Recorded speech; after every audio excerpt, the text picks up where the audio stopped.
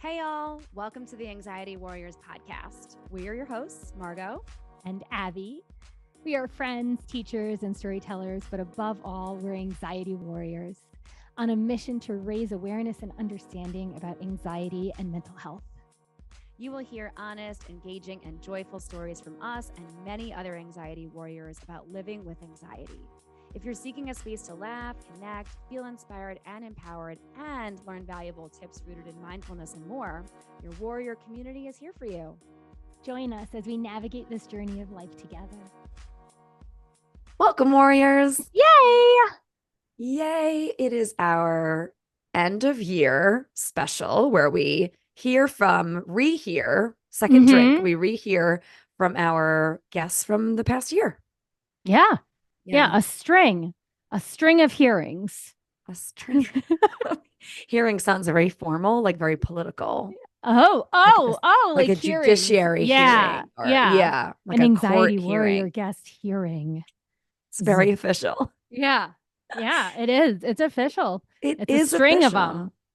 Yep. And so like in the last couple of seasons, we, or when I say we, Abby, the brilliant Abby over here in front of my face, looking lovely with her Busy Bee Crafts headband, has put together a little compilation of the most important / last two questions that we ask all of our guests in all of our guest episodes, which are, what does it mean to you to be an anxiety warrior? Or what does that phrase mean to you? And share with our listeners a bit of advice that you would share with your younger self if you could go back in time. And so we've got this little compilation like we've had every year towards the end of our season. Mm-hmm. And this one's extra special, I think, for a couple of reasons. The first one is, listeners, if you hadn't seen, I had shared to the Anxiety Warriors podcast Instagram feed a couple of weeks ago that Abby and I have decided lovingly and with such grateful hearts that this is our last season and we're wrapping it up. Like, if you couldn't pick it up by the bi-weeklies and then the less than bi-weekly, we were trying to tell you without telling you. We love you, but it's time to go. Time to say goodbye. I'm not even gonna go there. See, and my mind went to, how do I say goodbye? Oh, yeah. To what we had. See, now wait, no, I went to when you the said good times. Oh, fine. Go. What were you gonna say? When you said how do I, then I went to how do I live without Anxiety Warriors podcast? What am I gonna do every Friday? I really hope that it would have lasted for years. Oh, geez. Yeah. So many extra words in there. I mean, it was lovely. And Rhymes was really talking about. It was lovely. Maybe we should just have this whole episode be us singing terribly to different songs about not living without each other and goodbyes and endings. Yeah, I think that's brilliant, right? Who cares about what the guests have to say, right? Oh my gosh. How do we get off the rails so quickly, y'all? I guess, again, we've said it a million times. We'll say it one more time. Not one more time. We still have one episode after this. We're gonna celebrate. One more time, we're gonna celebrate. Oh, yeah. All right. Oh my God. Okay, please, someone stop us. Sirens blaring in my face right now, in our heads. Okay, so we don't want to make this any more labored than it has to be, which it already has been. But we have had such incredible guests this season. And also, if you haven't noticed, every year we have less guests than the year before. Yeah, it was a big commitment the first year. It was like every other week. We were all in on the guests, but we worked so hard. And I'm really proud of us. But I think that we've, in many ways, saved some of the best for last. Mm-hmm. We had some fabulous guests. That's another song, isn't it? Jeez. The best for last. It's like my ADHD sees yours so hard, and I value and appreciate it. And at the same time, like we just, it's like when one of us is bad, we have to find a way for the other one to not be. And that's so hard. Yeah. Let's just acknowledge that, warriors, right? Yeah. For all our fellow ADHD warriors. It's so hard when both of you have the same affliction. Oh my God. Yeah. I love you. Okay. But it's okay because because there's been such less guests this season, we had more time to do this because it's not as long. That's true. It's still going to be a nice tied up with a bow, short kind of episode. Not too long. Yeah. So we are beyond grateful for the 5 lovely, incredible souls that chatted with us this year. Yes. And they were funny and warm and grounded and inspiring and just shared such incredible pieces of themselves with us and with the pod. And we cannot wait for you all to re-listen to these little nuggets, these little tidbits of wisdom that we hope that you can revisit or visit for the first time in case you miss any of these episodes throughout this past year, and hold with you as you continue in your life, in your journey as a warrior. Yeah. All right. And then you can go back and listen to all the other guest specials too. Right? Write down all that wisdom. Yeah. Every December for the last couple of years, you can just go ahead and scroll back. We know it's November, but close enough. Close enough. Close enough. All right, warriors, without further ado, here's the show. What kind of advice would you offer to a younger version of yourself? I think this is probably the hardest question that you've asked yet. Because there's so many things that I would want to say to a younger version of me. But I also know that had I not gone through this journey, I really wouldn't be where I am now. I wouldn't be volunteering and helping people and having these discussions. And I think they're really important. So I think that the main thing that I'd want to say is that it's okay to experience that change and to be open and to not always expect yourself to be the same week to week, month to month, and to allow these experiences to happen and to learn from them and just keep learning from experiences and keep trying and keep improving and keep enjoying the journey. So accepting. I think we mentioned acceptance earlier. That's the thing that I would go back with acceptance. Nice. I would say the previous version of Michelle will probably be 45 years and younger, because 45 years was like a point in my life where I was like, okay, I need to wake the fuck up. You got to really just live your life, Michelle. And in fact, this question, it's really a good one in the sense of we should always be. I went to see RuPaul last week, just had a book come out. Nice. And he basically spoke about, always going back to speaking to your inner child, like that 7-year-old version of yourself or that 13-year-old version of yourself.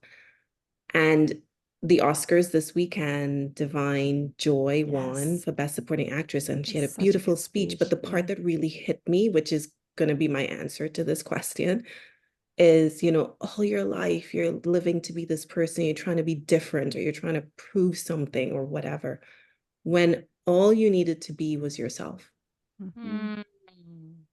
And so I think about that constantly when I think about my old life, even when I was growing up as a child, the things that were in my life, the values that were put into me, some of them good, but some of them were more societal, that we are embedded to believe and think and act. And therefore, it's a lot of stripping that I am doing at 47 years old right now. Yeah. Stripping away a lot of those beliefs and those systems that have oppressed us for so long to become that better version of myself. So that I can be a better version for my daughters, for my husband, for my family, for my friends, for my students, for my community. And so it's every day I'm learning that. I'm learning that. And I'm still, I would say I have more courage now. Well, I would say don't worry about it. Like, it's gonna be okay. And you got this, you are capable. Probably the way I talk to myself now, it's like, give it a voice and write it out. I do believe in going down the worst case scenario sometimes because it gives it less power. I used to try to avoid worst case scenario thinking. And then I would say, well, then what if that happened? Okay. Well, then what if that happened? Okay. Well, then how would I change? How would that happen? And then when you go down that hole and you exhaust it, there's no more power. And then I would have my little girl flip the script. So what's your best case scenario? Tell me all the best case scenario things that could work. So like spending your energy and focusing on what, is the best. Well, I want to circle back to the Yoga Sutras, right? So the Yoga Sutras of Patanjali, and there's 4 in particular that I love. So the 2.33, think the opposite when faced with negative thoughts. I think that's so important, is that especially for us thinking, getting nervous, I think the opposite. I do that all the time. And then 133 is to be happy yourself. You must be happy for those around you. So there's just this constant reminder of, yes, I'm in my world and that, but really I'm here to make a difference to the world, right? Is be really thinking out, reaching out. And I know, like Abby, you and I going through intense grief, and you have to kind of go in your cocoon. And then when you're ready, you can step out, right? And be of service. And 132 is bring your mind to a single focus that will help eliminate life's obstacles. And I think this one's so great because it reminds me of, I can get this Vata brain like, oh my gosh, I have so much to do, and I can just freak myself out, and I have to stop and think, no, just do one thing in front of the other. It's going to be okay. Right. Yes. And then that 4th one I mentioned earlier, we need a balance of both effort and surrender in life. I absolutely love that. We don't have to always be fixing and moving and changing, but we can sit and relax and surrender. I think I would say it's not too late. Like, it feels like, we're always trying to do things and it feels like, oh, it's too late. I should have started this years ago. It's like, just do it now. It's like with the workout thing, like cut it out and just start today. Somebody said this, it was like time passes anyway. So just like do it, do whatever the thing is, go back to college. Like, don't have that fear of like, but then I'm going to be X amount of years old. It's like, okay, but you're going to be that age anyway. Yes. So do you want to be that age and still be thinking about the thing you should have done? Or like, it just, I don't know. Humans are so weird. Just like do it. Yes. We're so hung up on like markers and age and this and that. And I don't know if like society, especially women with it, we can get into a whole thing about children and ages of that, and like do it, What does being an anxiety warrior mean to you? Okay, so when I think of anxiety warrior, I think of somebody who is living with how to take care of themselves in a really powerful way, because the word warrior to me is like strong and powerful, and then the anxiety word is like, ooh, that's scary, that's frightening. But so you're living in the end in both worlds. You are literally holding yourself up through, like, I think of like warrior 2, like you're like holding anxiety and you're holding your warrior. And it's a balance, and you can get through it.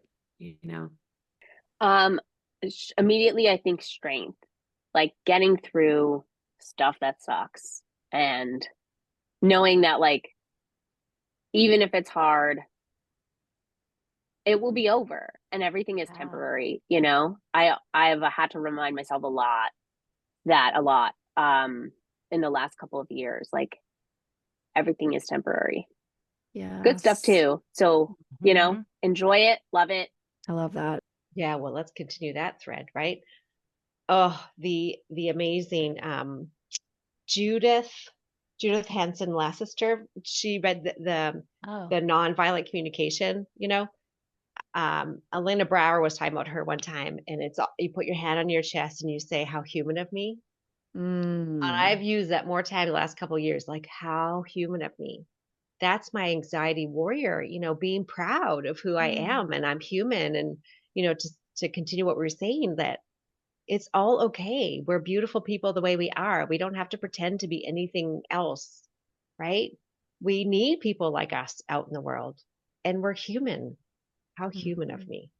And for that, it just softens my shoulders, my whole body, like,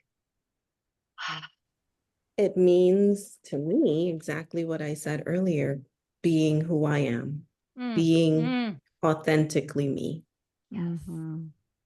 Because when I try not to be that person, in fact, there's more anxiety. Yes. Mm, Yes. yes. Yep. The first thing is community. It's being a part of the community. It's flying the flag. It's sharing my journey with others and learning from others so that we can all grow together. That's what comes up, definitely. Being a part of this huge team of people who understand each other and can learn from each other, and being a part of that such supportive community. That's what being an anxiety warrior is. Speaking to people like you and being able to share our experiences and share our journeys and hopefully help some other people along the way. Warriors. That was amazing. Yeah. I love it. So good. I loved rehearing all of these fantastic answers. These are some of my favorite moments from these episodes with these folks. Yeah. Yeah. And I'm just so grateful. Like, again, it's always just such an honor when people want to come on and share their story with us, because a lot of us grew up with anxiety not being normal or normalized, I should say. Right. And the fact that so many people are just willing to share their stories and continue to normalize it is just, it's heartwarming. It's beautiful. It's connecting. It's, it's everything we hope for. So I very appreciate our guests. Yep, agreed. It's super special. And as Abby, you just said, it's been a real joy. It really has, just chatting with you, obviously, but then having total strangers, friends, acquaintances, people that do our work in the world, people that do absolutely the opposite of what we do, or just not the opposite, but like, fields that are far from what we do in terms of our day to day, and have every age and walk of life and experience. And I know it may sound like I'm trying to like encompass all the guests we've had over the years, and in a way I am. Yeah. But it's really true about these 5 women too. Just different walks of life, similarities, but that one similarity that ties us all together, which is what brought us together for this pod, right? Which is anxiety, mental health. And as you said, just trying to normalize it and continue the conversation around it. And we know that it won't end with this podcast having ended, right? We know that all of y'all listening right now will be able to keep having these conversations with each other. And maybe you don't interview your friends and family and your coworkers in your community about what it's like to be them, but we recommend this form of connection in a way. And maybe you ask them these questions if you learn that they do have anxiety or experience any kind of mental health challenges, just to get to know each other better. And yeah. All right. We love you. Thank you all so much for going on this journey with us. Hopefully y'all were here from the beginning, but if not, you can always go back to season 1 and start there with us. Yes. We love you. Till next time.